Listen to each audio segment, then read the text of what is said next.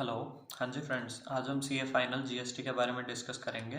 तो मैं आपको कुछ पहले बेसिक पॉइंट्स बता देता हूँ जिन जिन पे हमारा मेन फोकस रहेगा। फॉर एग्जांपल मैं आपको बताऊंगा कि आपको कौन सी यूट्यूब वीडियोस रेफर करनी है, आपको कौन सा मटेरियल यूज़ करना है। उसके अलावा मैं आपको एमसीक्यूज़ के बारे में भी गाइड करूंगा कि किस तरह से उन्हें प्रिपेयर करना है और कैसे आपको एमसीक्यूज़ और थ्योरी दोनों को एग्ज़ाम टाइम पे मैनेज करना, लाइक 3 आवर्स में, उसके बारे में भी मैं आपको बताऊँगा। और उसके बाद आपको 1.5 डे स्ट्रेटजी से रिलेटेड भी मैं थोड़ा बताऊंगा। और आपको ओवरऑल लाइक जीएसटी कितना पढ़ना है, कैसे पढ़ना है, वो भी मैं थोड़ा आपको गाइड करूंगा। उसके अलावा मैं आपको एमटीपीज आरटीपीज पास पेपर के बारे में भी गाइड करूंगा।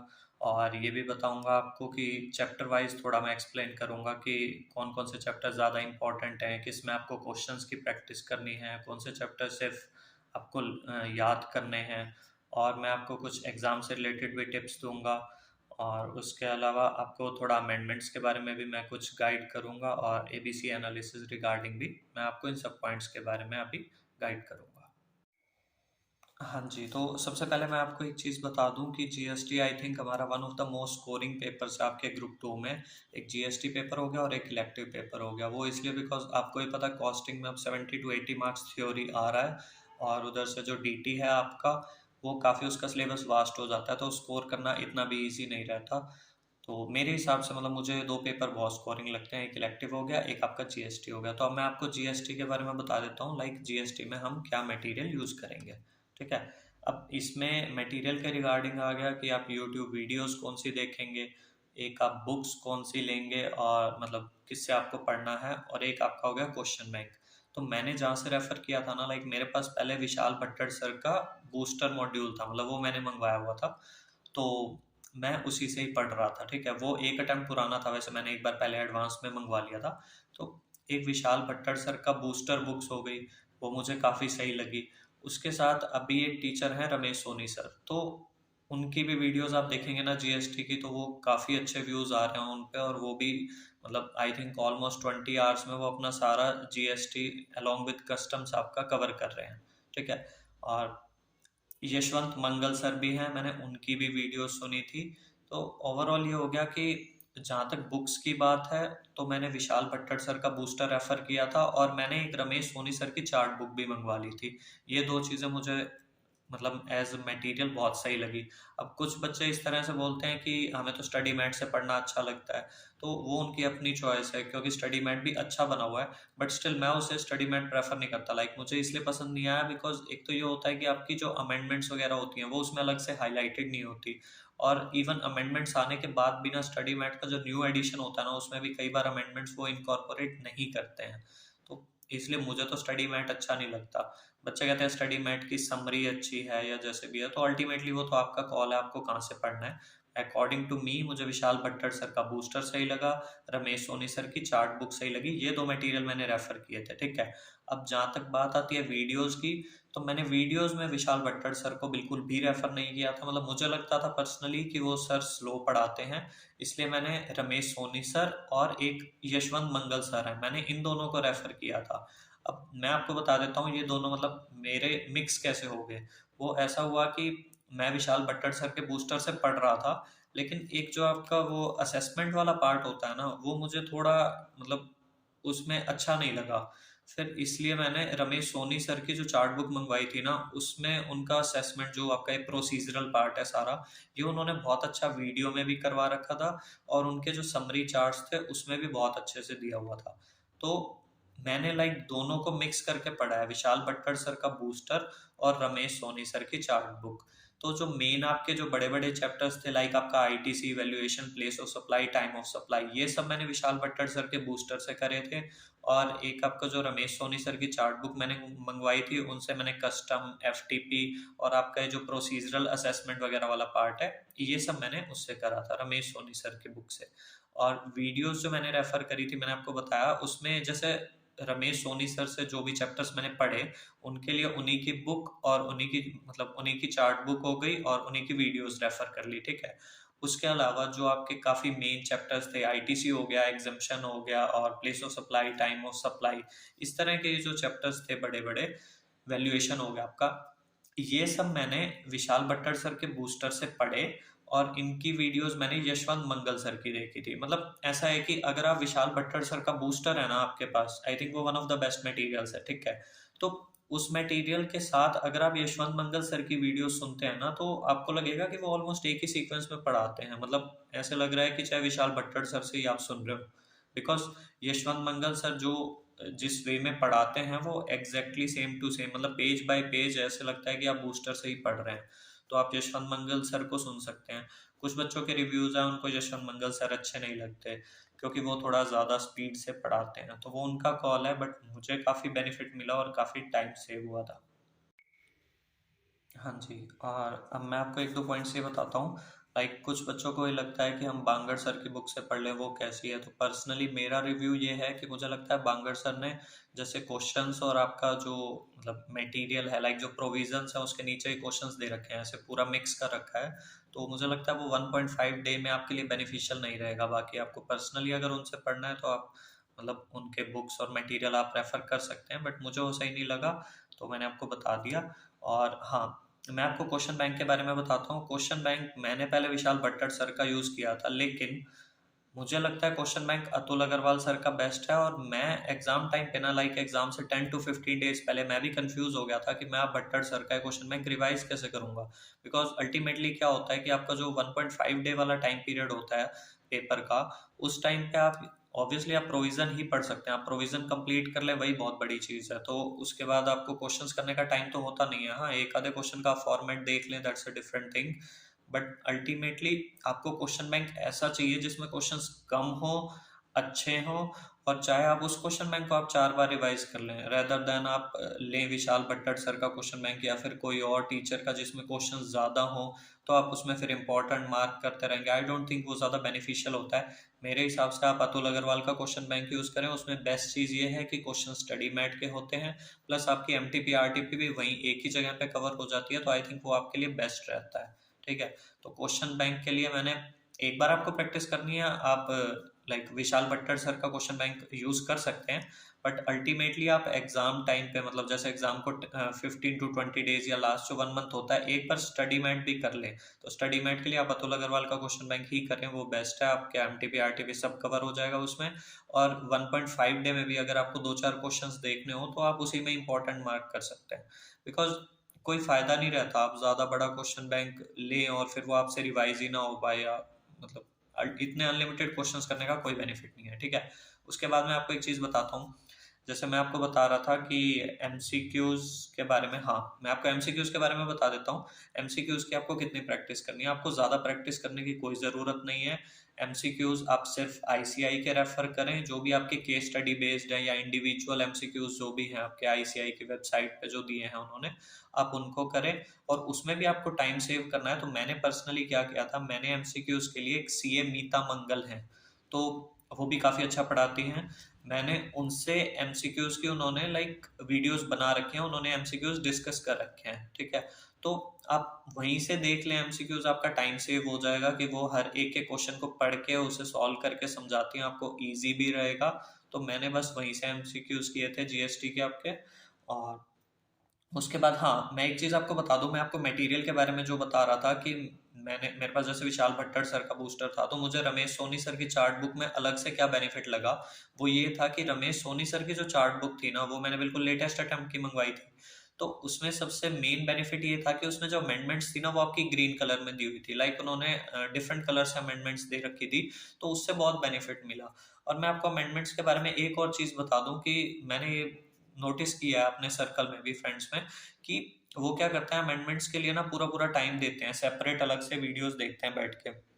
मुझे लगता है इतनी ज़रूरत नहीं होती, क्योंकि आप उन चीज़ों को ना थोड़ा पढ़ के भी कर सकते हैं। हाँ, आपको प्रैक्टिस करनी है, आप करें, दैट्स योर कॉल, आपको कितना टाइम देना है। बट मैं जनरली अमेंडमेंट्स पे इतना ज़्यादा टाइम वेस्ट नहीं करता था कि मैं अलग से बैठ के उसकी 2-2 घंटे, 4-4 घंटे की वीडियो में समझ रहा हूँ। आई थिंक वो उनकी इंग्लिश मैनेजेबल होती है, आपको समझ आ जाती है। और फिर आप क्या करें कि जैसे मैंने अब जीएसटी में तो मैं आपको बता ही रहा हूँ, मैंने इनसे रमेश सोनी सर की वीडियो सुनी थी, तो उनकी जो लेटेस्ट वीडियोस थी उसमें वो अमेंडमेंट्स कवर थी। तो उन्होंने जैसे 2-2 मिनट में वो अमेंडमेंट्स करवा दी। तो आई थिंक मुझे पर्सनली ये नहीं लगता कि आप अमेंडमेंट्स पे ज़्यादा टाइम लगाएं।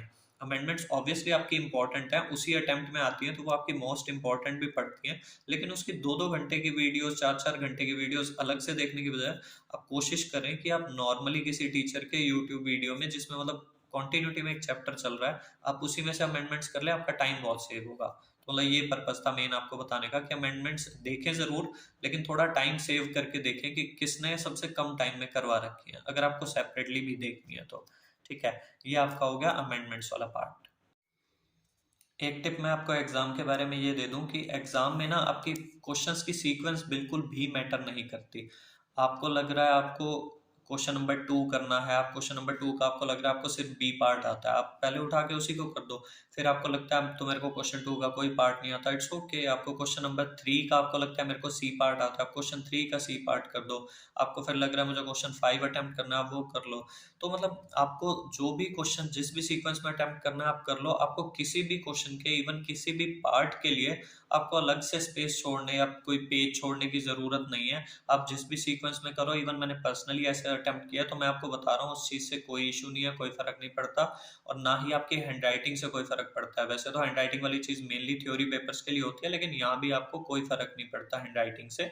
तो आप अपना फास्ट स्पीड में करें, और आपका मेन गोल यही होना चाहिए कि आपका पेपर जल्दी से जल्दी कंप्लीट हो जाना चाहिए। ठीक है। और मैं आपको एक चीज बताऊं, आपको एमटीपीज आरटीपीज पास पेपर के बारे में मैं आपको बताता हूं। तो मेरे हिसाब से इनको करना ना बहुत जरूरी होता है, एटलीस्ट 2-2 3-3 अटेम्प्ट की आप एमटीपी पास पेपर और आप अपनी आरटीपीज करो। एमटीपीज का लेवल थोड़ा ठीक है, स्टडी मैट जैसा होता है, लेकिन वो प्रैक्टिस के लिए बहुत अच्छे हैं कि उसमें एमसीक्यूज भी हैं। तो मतलब आपको एक पूरा पेपर मिल जाता है 3 घंटे का करने के लिए। जहां तक बात है आपकी आरटीपीज की, तो आरटीपीज का लेवल आपका अच्छा होता है, वो बिल्कुल एकदम पेपर के लेवल जैसा होता है। तो आपको आइडिया लग जाता है कि अच्छा इस तरह से, इस सेक्शन से इस तरह क्वेश्चन फ्रेम करके वो दे सकते हैं। तो आपके लिए आरटीपी भी पढ़ना सही है। और उसके अलावा आपका आ गया पास्ट पेपर। पास्ट पेपर से ना सबसे बेस्ट चीज ये होती है, आपको ये पता चलता है कि किस लेवल का पेपर आ रहा है। अब जैसे फॉर एग्जांपल आप लास्ट अटेम्प्ट का पेपर उठा के देखेंगे, तो आपको ये पता चलेगा कि अच्छा इस तरह से क्वेश्चंस आ रहे हैं, ये लेवल है पेपर का, और इस बार कहीं ना कहीं उससे 10% ऊपर ही आएगा। तो आप उस हिसाब से तैयारी करके चलते हैं। और उस चीज़ के लिए बेस्ट रहता है कि आप आरटीपीज भी पढ़ें पिछले अटेम्प्ट्स की, ताकि उससे आपके जो भी क्वेश्चंस जिस तरह से वो फ्रेम करते हैं, आपको एक पूरा आइडिया मिल जाता है कि इस लेवल का पेपर आएगा। और सबसे बड़ी चीज़ है ना एमटीपी आरटीपी करने से, कि आपको एक कॉन्फिडेंस मिल जाता है, जो कॉन्फिडेंस आपको वैसे नहीं आता। और फिर आप कई बार सिलेबस पढ़ के जाते हैं, एक तो क्वेश्चंस वैसे हम कम करके जाते हैं, ऊपर से हम अगर इंस्टीट्यूट की आरटीपी नहीं करेंगे, प्रीवियस पेपर नहीं करेंगे, तो आई थिंक वो लैक ऑफ कॉन्फिडेंस रहता है, और कभी कभी उसी वजह से ना आपके अटेम्प्ट भी लग जाते हैं। ठीक है। और मैं आपको एक चीज बताऊं, मैं एक ट्रिक क्या यूज करता था, मतलब जैसे नॉर्मली जब भी मैं जीएसटी पढ़ता था, जैसे मैंने आपको बताया था कि मैंने यशवंत मंगल सर की वीडियोस हो गई, तो उनकी वीडियोस को ना मैं ऑडियो में कन्वर्ट कर लेता था। लाइक गूगल पे जाके आप यूट्यूब टू MP3 करेंगे, तो आप वहाँ पे अपनी यूट्यूब वीडियो का लिंक डाल के उसको आप ऑडियो में कन्वर्ट कर लेंगे। तो मतलब कभी भी मैं खाना खाने के बाद जैसे वॉक कर रहा हूँ, या फिर रात को सोते टाइम कभी नींद नहीं आ रही, तो मैं इस तरह से वीडियोस को MP3 में कन्वर्ट करके एज अ सॉन्ग मैं उनको सुन लेता था। वो बहुत बेनिफिशियल रहा मेरे लिए। अब मैं आपको ना कुछ चैप्टर्स के बारे में बता देता हूँ कि लाइक चैप्टर्स को किस तरह से पढ़ना है, किस तरह से प्रिपेयर करना है। ठीक है। अब जीएसटी में मेनली क्या है, आप एबीसी एनालिसिस आपको देखना है, आप अतुल अग्रवाल का देख सकते हैं, मैंने भी वही फॉलो किया था।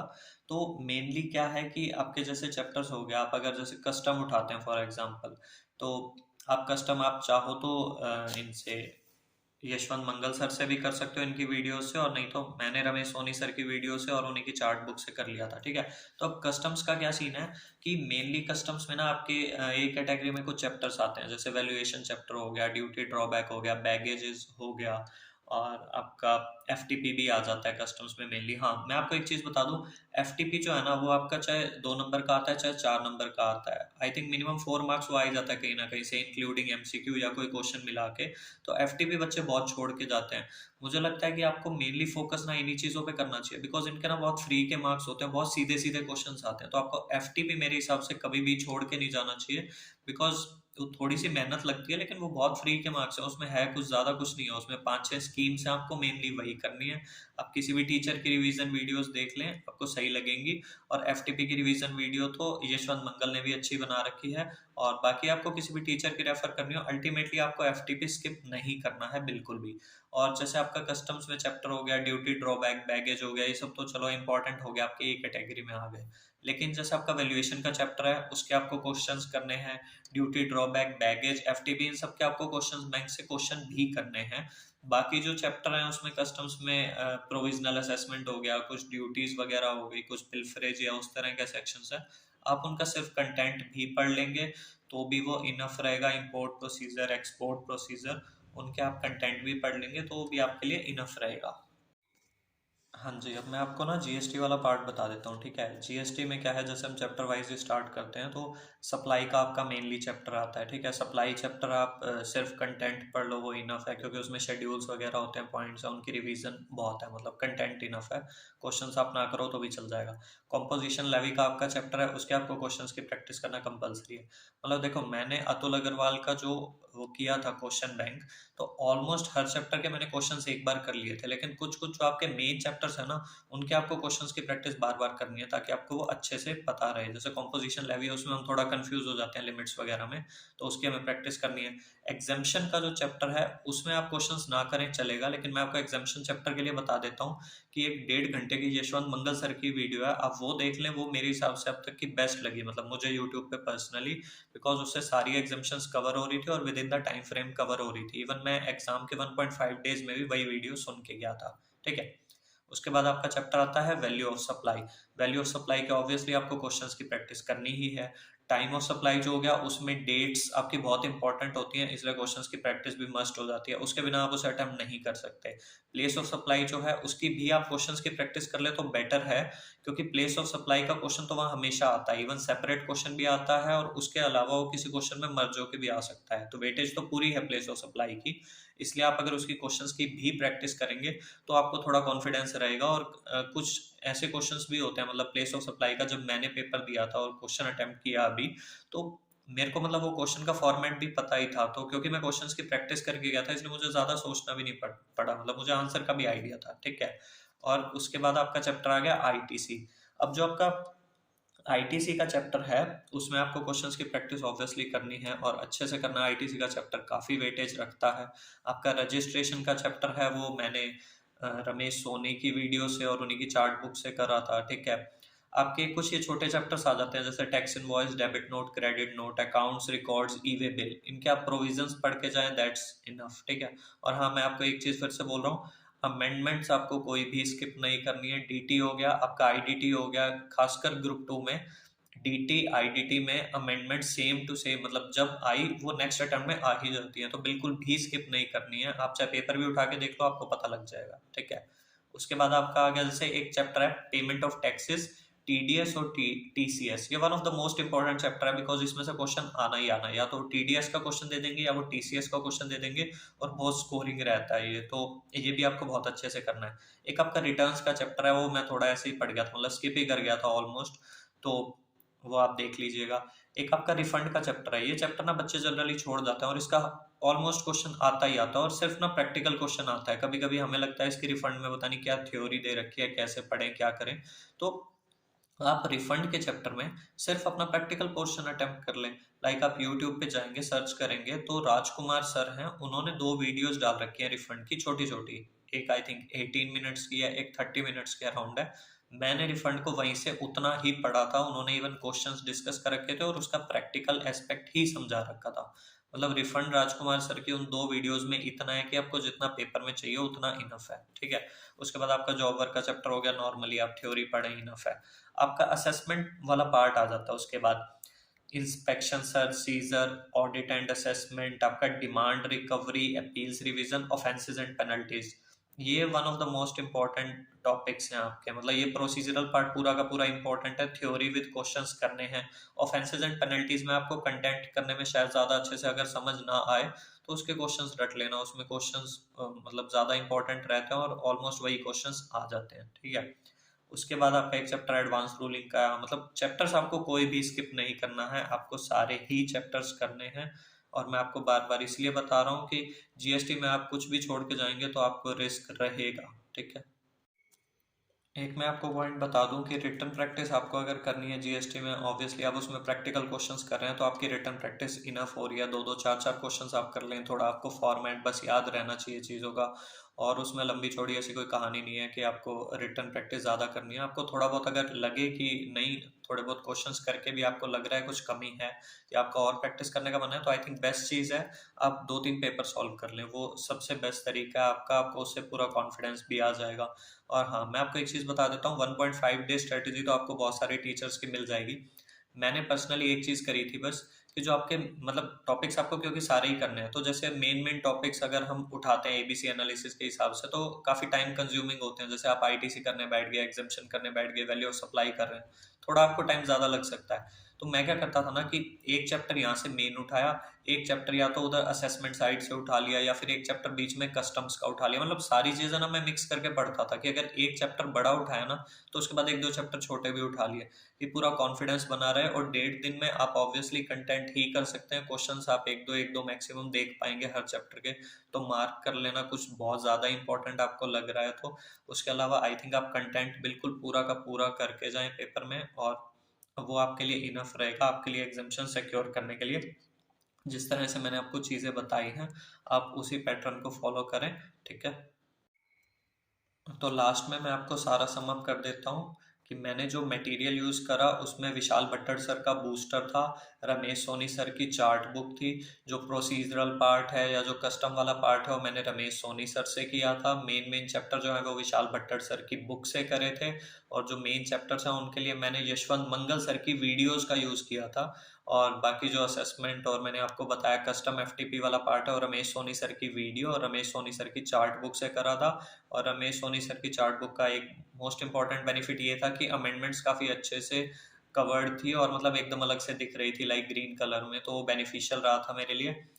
एमसीक्यूज के लिए मैंने आपको बताया कि एमसीक्यूज सिर्फ आईसीआई वाले करें इनफ है। उनके लिए मैंने आपको बताया था सीए मीता मंगल है, उन्होंने एमसीक्यूज और उनकी केस स्टडीज पे वीडियो डाल रखी है, मुझे वही बेस्ट लगी थी करने के लिए। और एमसीक्यूज, हाँ मैं आपको एक टिप दे देता हूँ एग्जाम के लिए, कि जो एमसीक्यूज है ना वो जब आप पेपर में अटेम्प्ट करें, एक टारगेट बना के चलें कि 30 to 35 मिनट्स मैक्सिमम मैं एमसीक्यूज को दूंगा। बिकॉज उसके बाद जो 70 मार्क्स का पेपर होता है ना उसे भी अटेम्प्ट करने में टाइम लगता है। अगर आप एक एक घंटा एमसीक्यूज में देते हैं ना तो फिर आपका पेपर कंप्लीट नहीं हो पाता।